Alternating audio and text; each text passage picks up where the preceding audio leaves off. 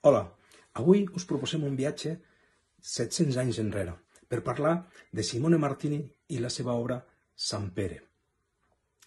Simone Martini pertanyia a l'escola de Siena. L'escola de Siena i l'escola de Florència serien les dos precursores del Renaixement italià, aquest gran moviment que realment marca un abans i un després en la història de l'art. Simone Martini, dintre del que és l'escola de Siena, mantenien un hieratisme en la seva manera de treballar, és a dir, les seves figures mantenien una versió estereotipada, una manca de sensibilitat, no? Més irreal en les seves figures. Exemples de l'escola de Siena serien Pietro Lorenzetti, amb aquesta obra Crist entrant a Jerusalem, que està a la Basílica de Sant Francesc d'Assís, on veiem que totes les figures no tenen tant sentiment, no? Les figures les treballen d'aquesta manera, sobretot encara quan parlem del gòtic italià, però que com a Trecento també seria el precursor del Renaixement, com us he dit abans. Un altre artista en el que podem veure aquest hieratisme facial és Duccio, un nom força conegut, Duccio di Buonisegna, amb aquesta Madonna in trono col bambino in maestà.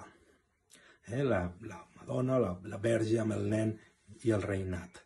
D'acord? Pertanyent a l'escola de Siena, i fixeu amb la cara de la Verge, la cara del nen Jesús, no tenen aquest sentiment. És la manera de treballar molt de l'època en el que es coneixia com a la maniera greca. D'acord? La maniera greca seria un sinònim de l'art bizantí. Perquè veieu, un exemple, potser l'exemple més important de l'art bizantí seria aquest Crist Pantocràtor que està a l'església de Santa Sofia a Istanbul. Veieu la similitud encara amb aquestes obres que us he presentat fins ara, i tornant una miqueta a Simone Martini podem veure també aquest hieratisme, tot i que ella, i per això parlem d'aquesta obra, comença a transmetre una sensibilitat molt més propera a lo que seria l'escola de Florència. A l'escola de Florència us posaré un exemple que seria el de Giotto di Bordone, però conegut com a Giotto, amb aquesta obra que us presento, que és l'expulsió dels mercaders del temple, que està a la capella dels Scrovegni a Pàdua. Fixeu-vos allà la figura de Crist, amb aquesta acció molt enfadat, fent fora tots els mercaders que estan comerciant dintre de la casa de Déu, i com les cares també dels mercaders, de por, de saber que estan fent quelcom malament, etc. I l'escola florentina va avançar molt més, va perdre aquesta maniera greca abans, d'acord, que l'escola de Siena, i per això també es coneix com més precursors, més potents de lo que seria el Renaixement posterior. Tornant a Simone Martini, parlem d'aquest espai pictòric.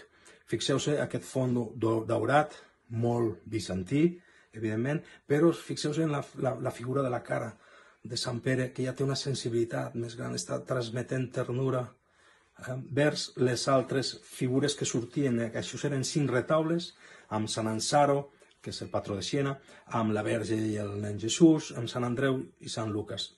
Curiosament eren 5 retaules independents i emmarcats independentment, i amb el mateix tamany tots, també quelcom que no era gaire habitual en aquest tipus de retaules. Però precisament la figura, la forma, la posició de Sant Pere és perquè hi ha una connotació amb la resta de les obres. En aquest sentit, veieu que porta les 2 claus del paradís com a príncep dels apòstols, evidentment, i alhora, molt interessant, aquest llibre. Si us fixeu, el llibre està com posat a la cantonada, al canto de l'obra, el qual ens dona una sensació de profunditat, quelcom que encara no era habitual treballar. El Renaixement sí que desenvoluparia la profunditat de les obres molt més, Leonardo, Rafael, Michelangelo, etc. Però en aquest sentit, ells, a l'escola de Siena, aquesta manera greca, els hi costa més deixar-la, però van treballant aquest sentiment i aquesta manera de voler avançar, precisament. Aquesta obra, com veieu, transmet el que seria la porta del Renaixement.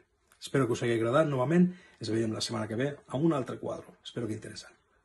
Poseu-se mascareta, feu cas als que saben. Adeu.